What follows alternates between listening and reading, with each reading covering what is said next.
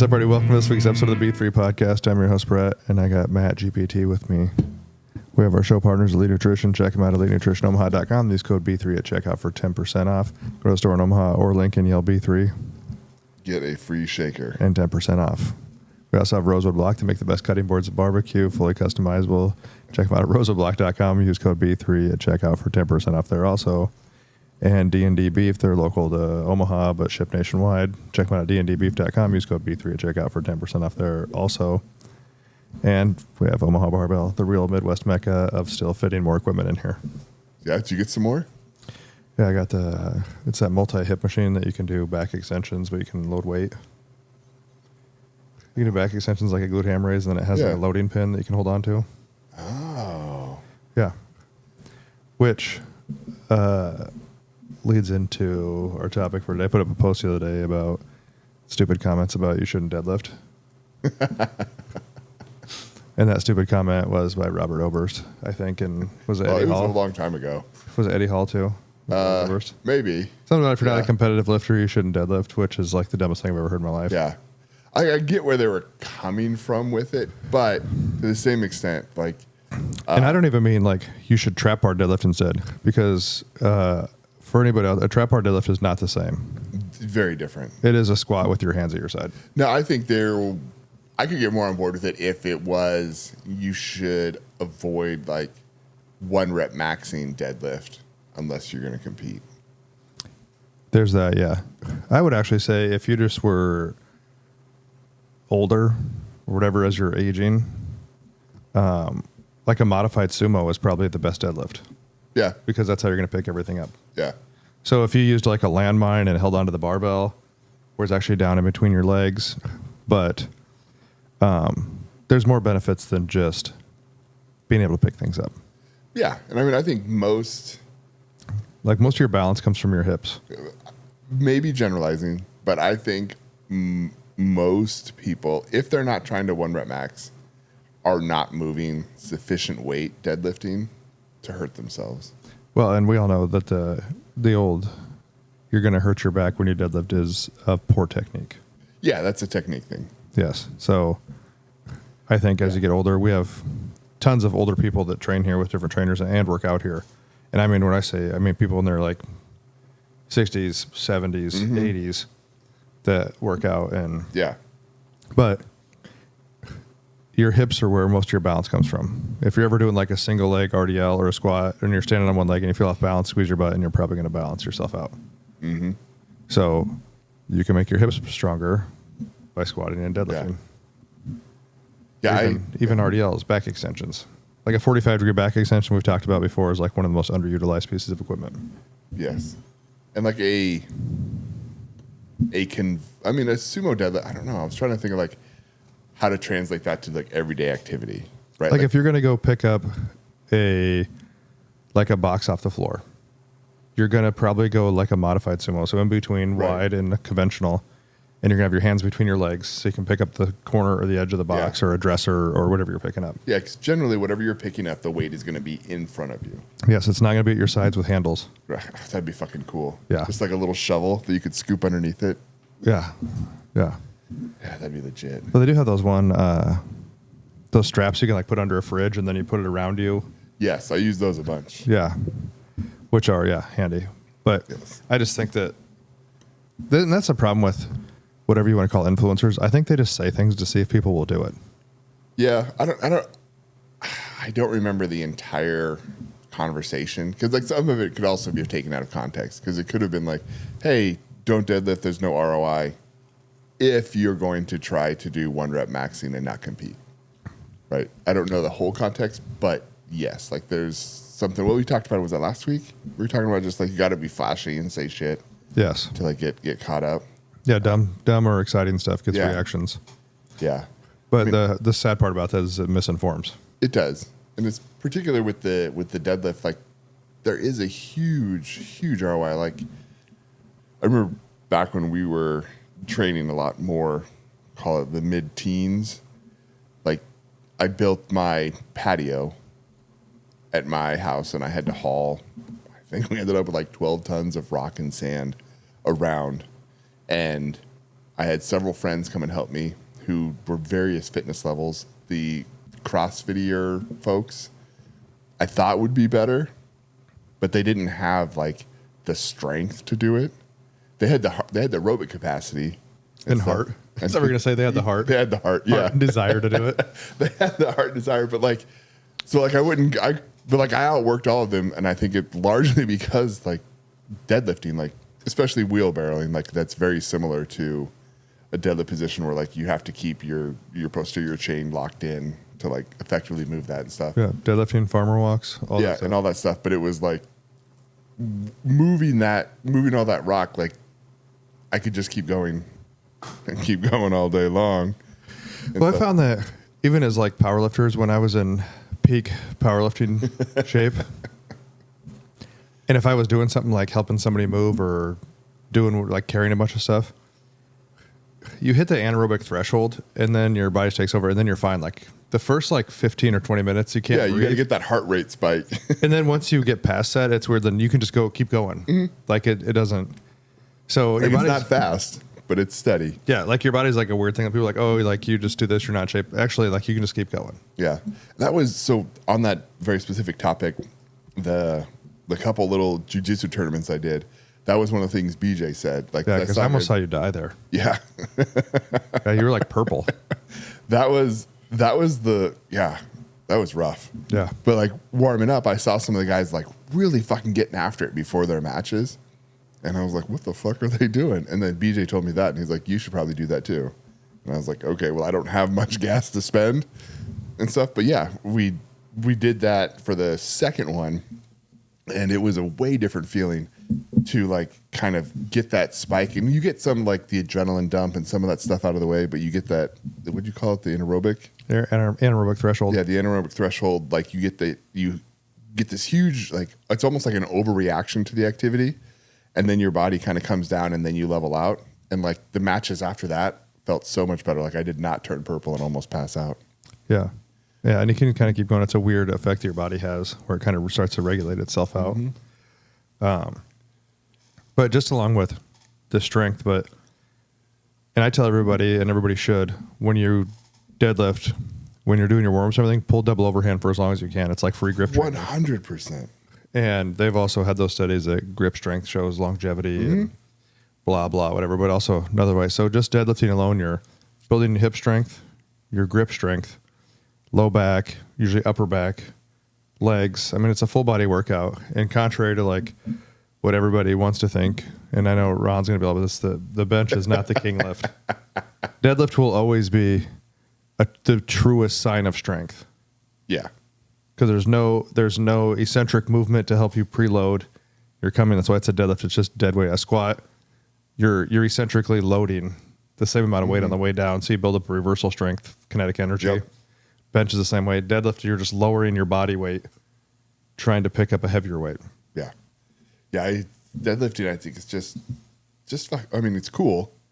I wish I had the capacity to do it more, like traditionally. Now I do more like trap bar and stuff, just because like I have a number of I don't remember if they're like I don't think they're herniated bulging discs, so they're still in place, but they're a little misshapen, sure, and stuff. And I never gave them time to recover or come back and stuff. And so now I just like deadlifting just hurts a lot.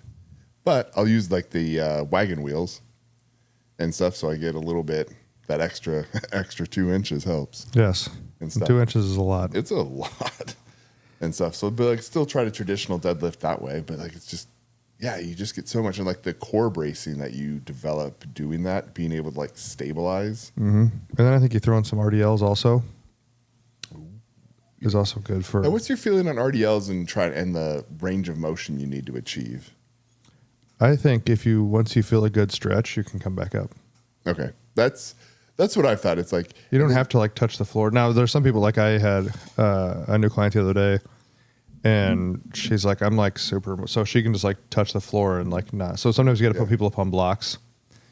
But I had some like we were working on our deadlift. I didn't know where her strength level was at, so we started with like some 25-pound bumpers. But then you maybe need to switch it to quarters, like regular, like steel quarters that are smaller, so they can get down. So they get that range of motion. Yeah. And then, do you differentiate between RDLs and stiff leg deadlifts. Yes. What's the difference? The RDL, you have a slight bend in your knee to change your center of gravity. Okay. And that puts more tension on your Glutes and glutes. Glutes, but also hamstrings. But also, here's a weird one. If you're doing RDLs, look at the floor and do them, and just like keep your head in a completely neutral position so it just stares at the floor or comes back up. And then the other one, keep your eyes fixated on something in front of you and let your head like kind of pivot. So you stay when you're bent over or up, and that changes how it feels too. Okay. Because the weight of your head obviously changes it apparently. Interesting. Yeah. I wouldn't have thought that. Yeah. And a stiff leg will take it like all the way down into your calves. Yeah. But your range of motion won't be as good, but you also don't want to like, it's a weird feeling in your knees some people don't like because it almost hyperextends your knees. Yeah. But they are different lifts. Yeah, the stiff leg and it took me a while to like really differentiate what they were. I always thought they were the same thing, and then you could do them with or without bent knees and stuff. And then I was like, oh, maybe they call them different things because they are different things. Yeah, I just always tell people have a slight bend, just like soften your knees, and then it's like someone has a rope around your waist, like pulling you back. Yeah. So the first move you should push your butt back, like you're trying to hit the wall behind like you. The RDL is a little more bend in the knee, and that is more glute focused, I think. And the stiff leg, you try to keep your knees as straight as you can, and that keeps your hamstrings in max tension. So then you pivot, and puts more on the hamstring. Yeah. And even doing either one of those, if you're working up on some weight, you're going to get a ton of upper back work too, trying to hold position. Mm-hmm. I actually get more sore a lot of times in my upper back holding the weight. Keep that all tight. Yeah. Yeah. Yeah. Because then you're trying to like pivot back, keep the weight as close to you as you can. Yeah. This should almost drag your shins. Yep. To an extent.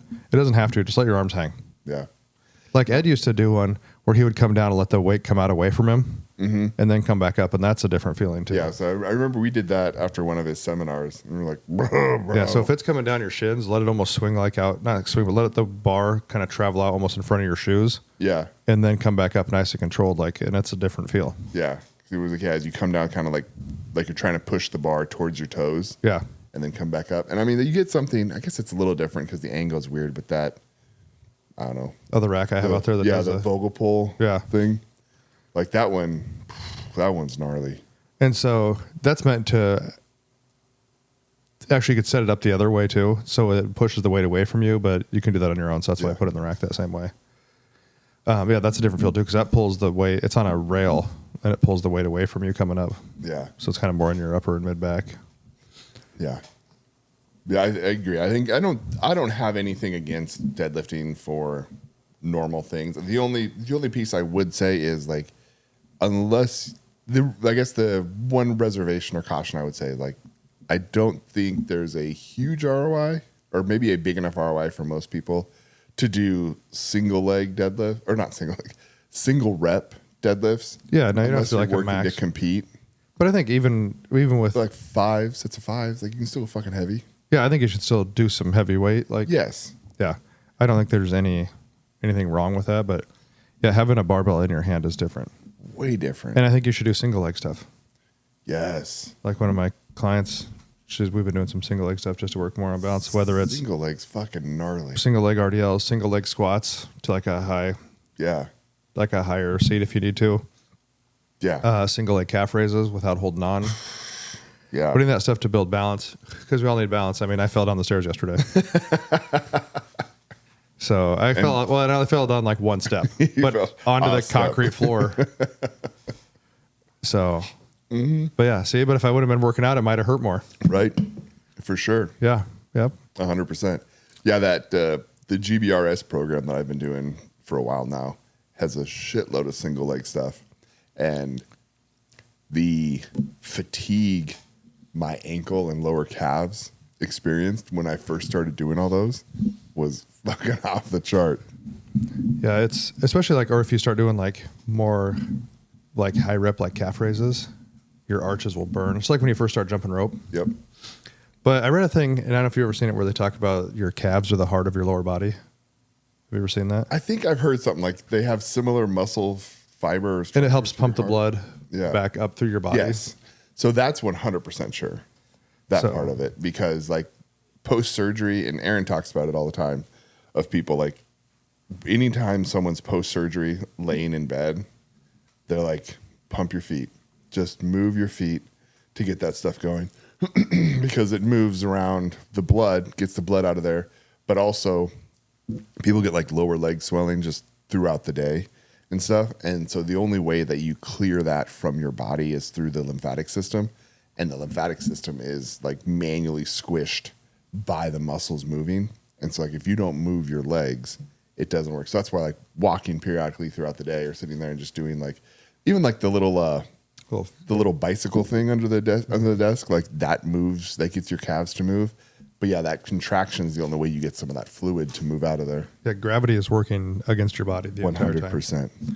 So, yeah, doing the calf raises, and like I have people do it during their workouts. It's a workout, but it's like active rest, just like a body weight. I call them toe raises, but you're raising up what your calf raises for like a minute.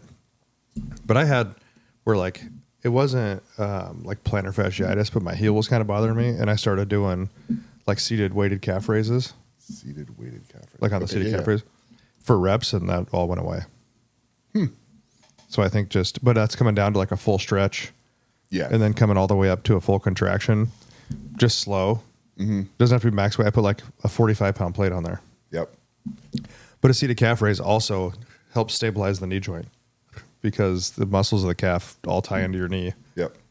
And stabilize that. So I don't do a lot of standing calf raises. Like on a machine, like a weighted one. I do the seated one more to isolate it, but Now, I remember reading something like the seated calf raise and the standing calf raise are hitting different calf muscles. Right? yeah, and I can't remember all the intricates of it. But it was something, I think it has more to do with like the aesthetic of the calf stuff. Because I know like this GBRS program does, like they specifically program in like a lot of seated or bent knee calf raise things. So I think that's one that helps stabilize the knee more. So maybe that was more the stabilizer than like the standing calf raise is more of like the show calf muscle. And then just like doing which I don't do it enough, and I pressure the anterior tibialis machine we have. So the front of your leg. Started doing that because with this program I do a lot more like walking and then some yogging every now and then. Ooh. Whew, bro, shin splints are real. Yeah. The anterior tibialis machine is cool, and that's what like dorsal flexes your foot. Like by dorsal flex means it pulls your foot up towards your ankle, if you don't know what that means. Yes. Yeah. It's like a dorsal fin on a dolphin. Ooh. Yes. So that's how I swim fast? I can't swim at all. I just go to the bottom. So there's really not a speed Get thing. a couple pool noodles, you'll be fine. That is true. That did help. Otherwise, it's a race to the bottom. Yeah. But yeah, I just think that saying people shouldn't deadlift is it's silly. It's misleading. Like everything needs some context. Yes. You got to have some context around there. Yeah. Like, I don't know. It just benefits so many things. I mean, working out in general, but I get where people only want to like work out on machines as they get older because they feel more comfortable. But yeah, having a barbell, and I think it's a problem. There's probably some like smaller gyms, like small town gyms or whatever, that probably don't have like 10-pound bumper plates, so that someone can, lift from that. Which it's silly to say like the standard height because like not everything is that height, Yeah. but that they can't really work with a barbell to get down to wherever they need to. But you can stack some things up and pull 10s or 25s off of. Yeah. Or in a rack, you can adjust the pins. You can pull from the pins. Now, if you were training someone for just general life, what would your thought be from a standard like barbell deadlift to some kind of like sandbag lift? I think a sandbag lift's a good additional one. And here's the thing is, as I say this, I don't know if people do a ton of barbell deadlifts, but they do a lot of like barbell RDLs, or even, but they're doing a multitude of different things, holding on to like dumbbells or barbells, and they're still doing RDLs or some kind of squats and whatever. So, as like any of my clients are listening, they're like, "Well, I don't do a ton of barbell." But we still do a lot of other things. Yeah, there's a lot of variants that are still working that, especially like, and we do a ton of single leg stuff. Like, if anybody that trains with me, you're probably doing some kind of RDL at least once a week. Yeah. Just because keep that posterior chain active. And a lot more single leg. Yeah. Yeah. Again, it's different. Like Aaron the other day was like, Matt, I think you have a normal sized butt now. Because like I haven't done like real consistent posterior chain training for a long time, especially no deadlifts and stuff. And so like that ass has gone away. It's actually a lot easier to find clothes that fit now, which That's kind of a gay. little.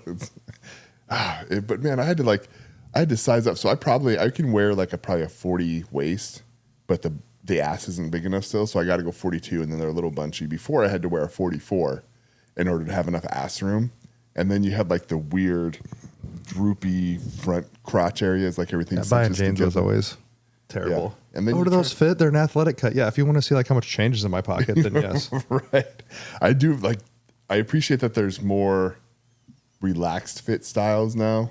Yeah, it used to be like you had to go to the buckle and get the. Yeah, you had to get it was the Seths back in the day. You had to get it at the buckle. Seths, 100%. Yeah, the BKEs, and that was like the only ones that fit. That were the only ones that fit. And they back in the day, even like what was that 15, 20 years ago, they were like $120. I was like, Yeah, get and the fuck out of here. I only had one pair, which is fine because I only wear jeans like 4 times a year anyway, so it worked out fine. But yeah, that was a rough go around. Dude, it was, yeah. And then dress pants had to have fucking pleats. Hate pleats so much. Oh, yeah. Like they're an embarrassment. Well, and on Anchorman, it just shows boners. It's the pleat in the pants. It's not me. Yeah. Yeah. Like all through my working career, when I had to like wear either shirt and tie or polo, but I had to have slacks, fucking always had to have pleats. Unless you went in and got like stuff tailored. But I was like, I don't want to buy $100 pants and then spend $100 to have them fit. It's fine. I'll just suffer with pleats. Well, I was like yesterday, I wore these other shorts because they're more breathable. Yeah.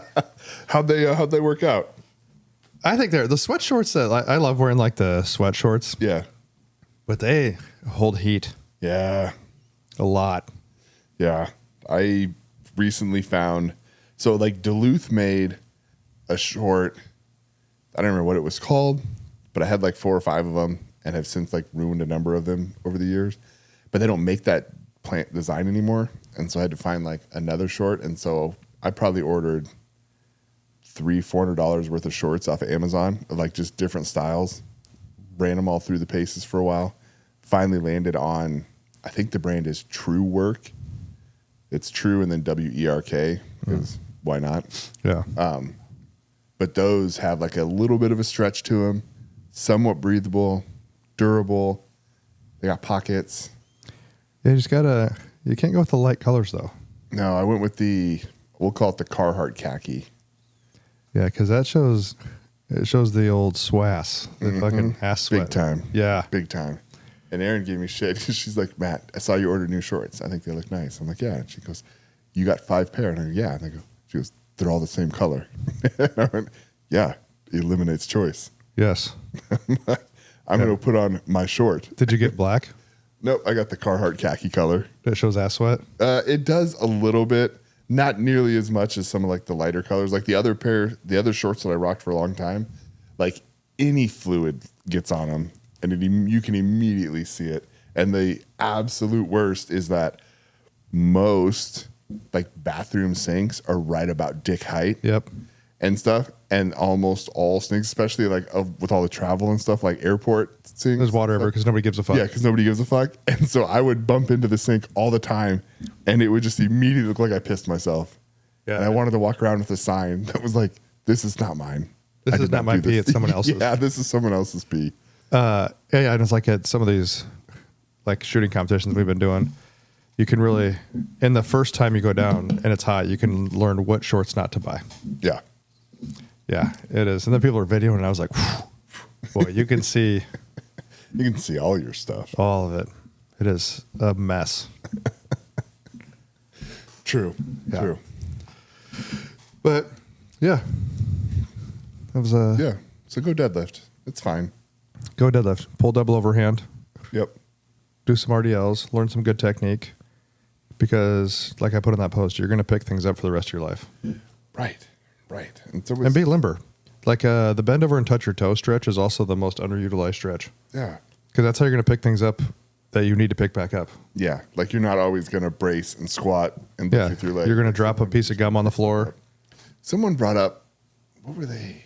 I can't remember who it was, but they were talking about the same similar topic about people saying you shouldn't deadlift and stuff. And they were like saying like, if you are an adult male and you can deadlift 250 pounds, picking up your kid is not a problem.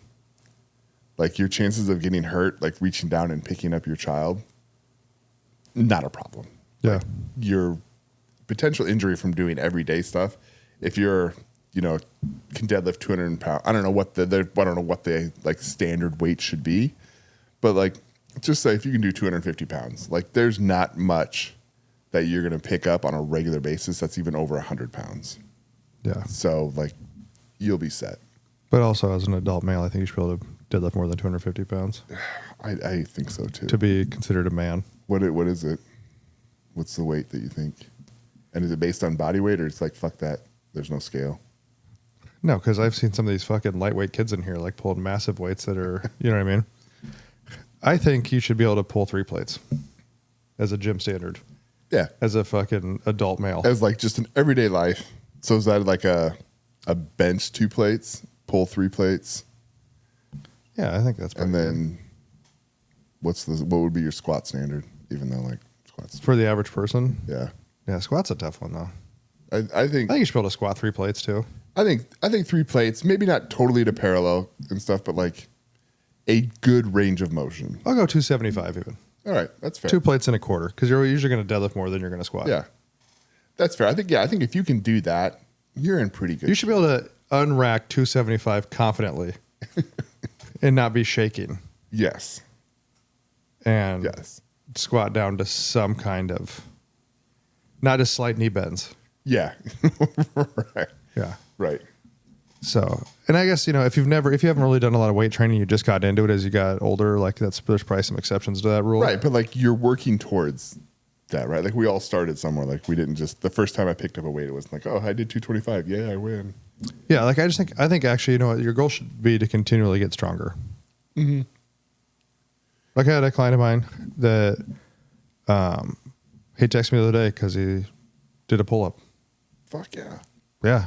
And he's like 65 or 6. I can't remember. That's the one I don't know how, like, yes, I think adults, like an adult man should be able to do some number of pull-ups. I don't know what that number is. Like 1. Like, can you do a pull-up? I just joke every year I do 1 to make sure I still can. But there's a lot of pull-ups. There's a lot of things that figure into that. Like if your shoulders are fucked up, if your elbows are fucked up. You could probably apply that same thing to the other 3 lifts. That's true. Like I just said like, no, like it hurts too much. Like my biceps just feel like they're going to blow off my arm. And I've already lost one. Yeah. And I've already lost one. So. But you know what though? I think but a deadlift, I think you should still be able to do. Yeah. Yeah, I agree. At least 250. Yeah. I mean, yeah, barring some kind of like mechanical bodily injury and stuff. I guess I'm kind of putting this whole standard on people who I see at the gym all the time. Yeah. Yeah. The other thing is like we're kind of skewed on it. I was just going to say like someone coming in and benching 4 plates is like, oh, cool. Like you look at it. Like I said, I like to keep my standard at like 3, 4, 5, like bench 3, squat 4 and pull 5, like for the rest, like as long as I can. So my standard's kind of different, I guess. Yeah. So. Yes. But yeah, I think for the average. Like you should have a 1,200 pound total your whole life at minimum. Yeah, totally. For sure. For sure. But it's up for debate, obviously. Yeah, and I don't know if it should be somehow tied to body weight. Like the GBRS program does. They have the standards that they run. And it's like you're supposed to bench your body weight more than 10 times. Deadlift, I think 2x. More than 10 times. Them are some high standards. Did you put for Navy SEAL? No, like so that's like they have like a basic something and then between and then elite. Elite is like benching your body weight 20 times plus and doing 20 plus pull-ups. I think 20 plus body weight deadlifts. Maybe it was 1.5 body weight for deadlift. But it's also a trap bar deadlift that they do. So there's some loose standards out there, but either way, just keep lifting weights and get strong. Yeah, do all the stuff. Yeah. It's super fun. All right. We appreciate you listening. Like, subscribe, share, follow, and we'll see you next time.